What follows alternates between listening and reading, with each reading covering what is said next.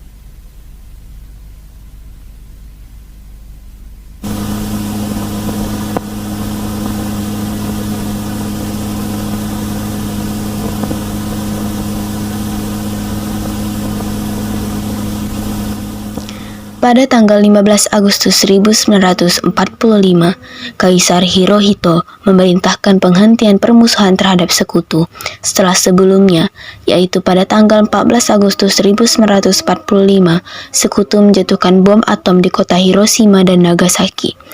Berita tentang genjaran senjata yang dilakukan oleh Jepang ini disiarkan di radio Jepang dari Tokyo. Ternyata, siaran tersebut tertangkap di Indonesia, yaitu oleh Sultan Syahrir sekitar pukul 13.30. Yes.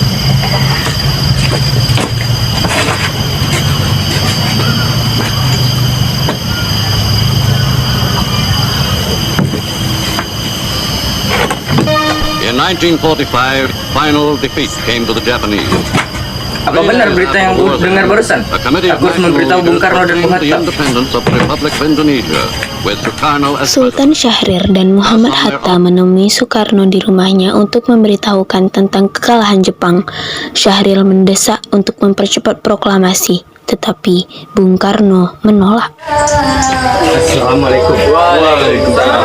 Saya di sini membawa berita gembira. Berita apa guys? Bahwasanya Jepang telah mengalahkan sekutu. Apakah benar berita ini? Iya benar. Jika benar, kita harus menyampaikan kepada Bung Karno. Mari.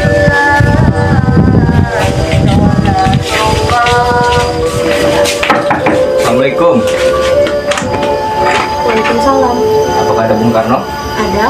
Ada berita penting yang ingin saya sampaikan. Oh iya, silakan masuk.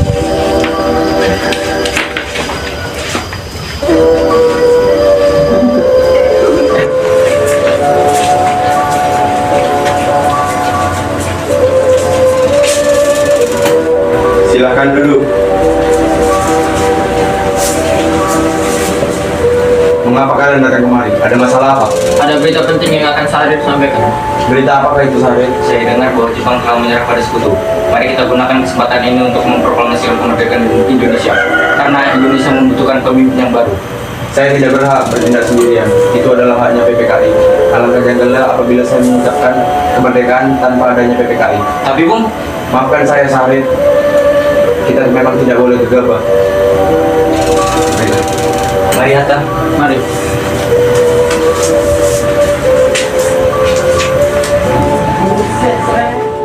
Pada 15 Agustus 1945, pukul 22.00, berkumpullah golongan muda di rumah Bung Karno yang dipimpin oleh Wikana, Soekarni, Darwis, dan Khairul Saleh dengan tergesa-gesa.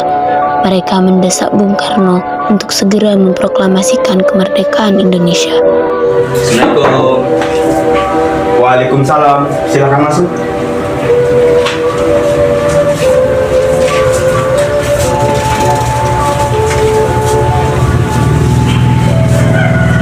Ada apa ini? Ayo Bung, malam ini juga bisa kibarkan fungsi. Kita harus segera merebut kekuasaan. Kami siap mempertaruhkan jiwa kami. Ya, kami siap. Jika Bung Karno tidak melaksanakan dengan malam ini, maka akan ada peperangan dan pembunuhan besar-besaran esok hari. Ini guru layarku sekarang. Jangan tunggu esok hari. Sudahlah, tidak ada gunanya lagi kalian bertengkar. Mari kembali duduk dan bicara secara baik-baik. Begana, kita tidak boleh gegabah. Lalu mengapa Anda tidak mengerjakan sendiri? Mengapa meminta Soekarno melakukannya? Saya hanya mengingatkan Bung, jika kemerdekaan Indonesia tidak terlaksana malam ini, rakyat akan membunuh orang-orang yang dijuluki sebagai pro Belanda seperti orang-orang Ambon.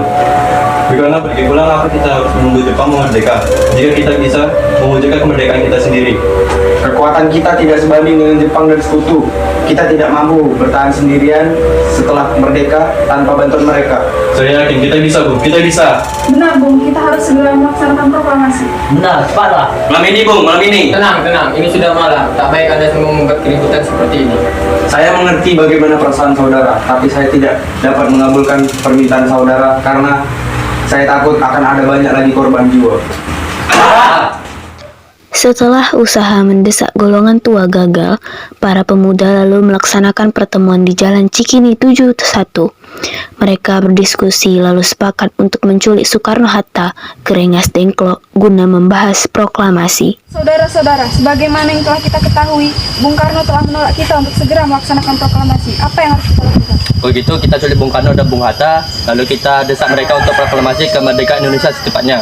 Culik! Kita membawa mereka ke suatu tempat lalu membujuk mereka. Setuju, dengan begitu Jepang tidak bisa mempengaruhi mereka. Rengas Dengklok. Kapan kita akan menculik Bung Karno dan Bung Hatta? Secepatnya, besok subuh. Anda setuju? Pukul berapa tepatnya? Pukul 4, bagaimana? Setuju. Keesokan harinya, tepatnya pada tanggal 16 Agustus 1945, pukul 4, rombongan pemuda pergi menculik Bung Hatta dan Bung Karno di kediamannya untuk dibawa ke Rengas Dengklok tanpa sepengetahuan golongan tua. Assalamualaikum. Waalaikumsalam. Ada apa ini? Kami akan. Assalamualaikum. Waalaikumsalam. Ada perlu apa? Kami kesini. Ada apa ini? Rombongan pemuda yang membawa Soekarno dan Hatta tiba di Rengas Dengklok.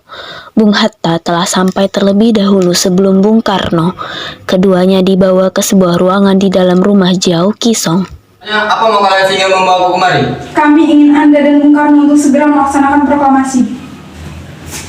Bung Karno? Hatta, ternyata kau sudah di sini. Iya, mereka membawa kemari.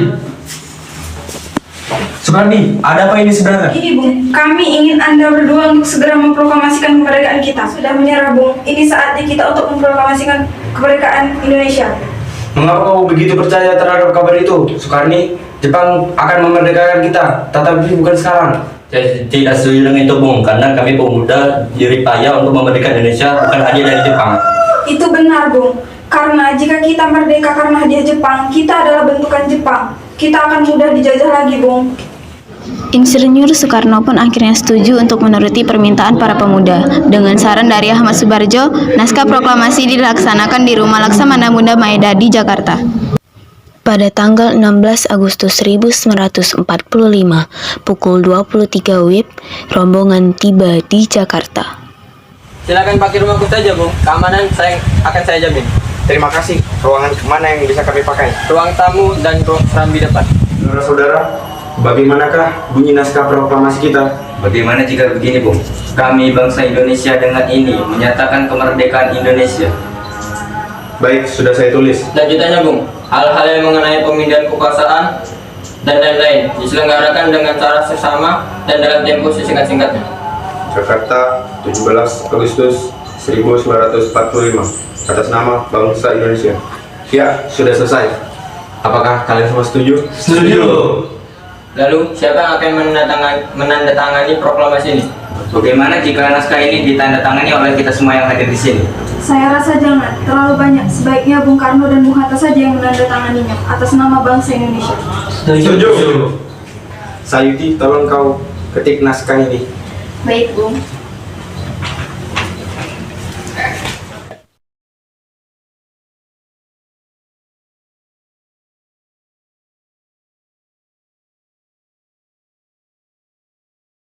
Lalu, kapan kita akan melaksanakan proklamasi ini?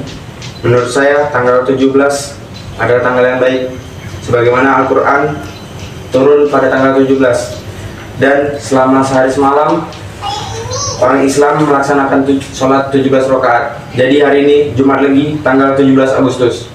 Setuju, Bung. Lebih cepat lebih baik. Pukul berapa kita akan melaksanakannya? Pukul 10 tepat. Bagaimana? Ini naskahnya, Bung.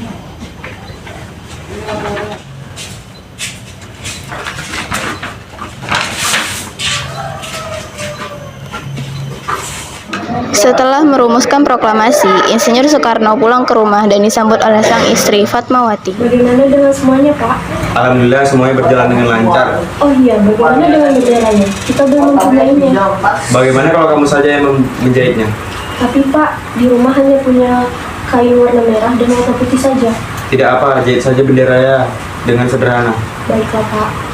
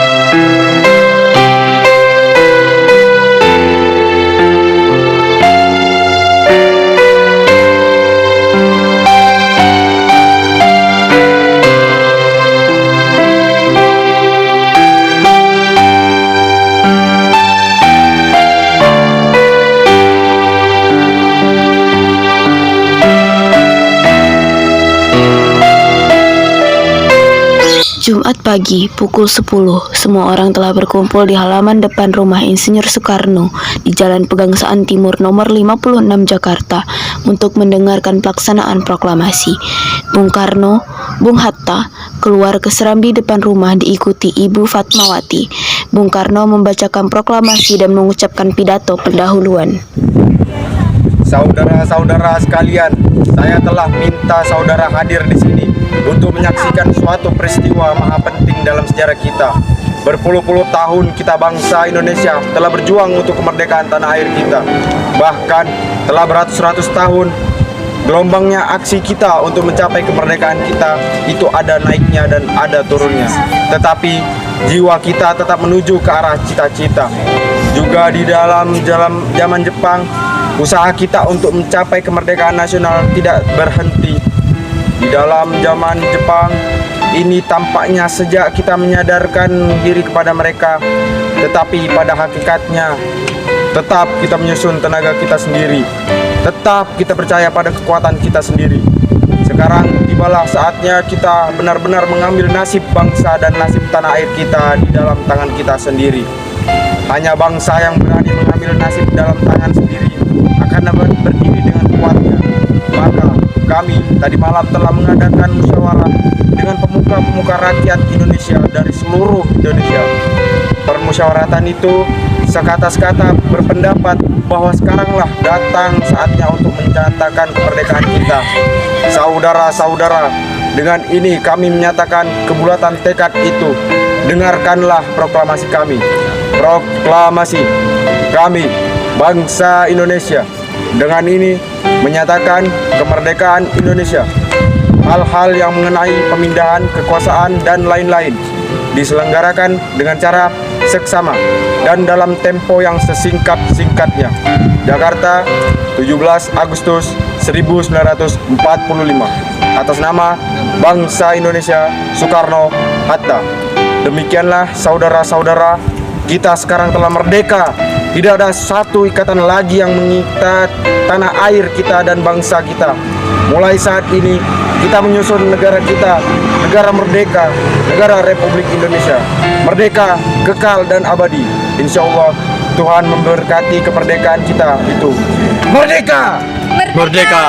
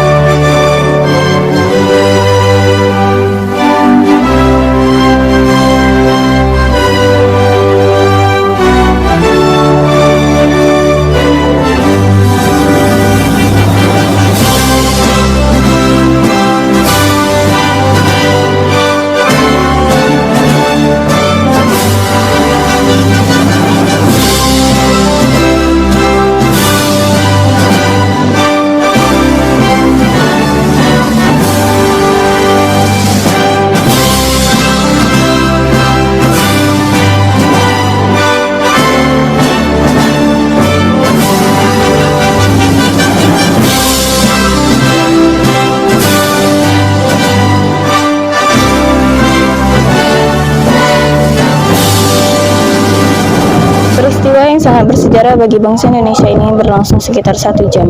Meski sederhana, namun upacara itu dilakukan dengan hikmat. Indonesia merdeka, bangsa baru telah lahir.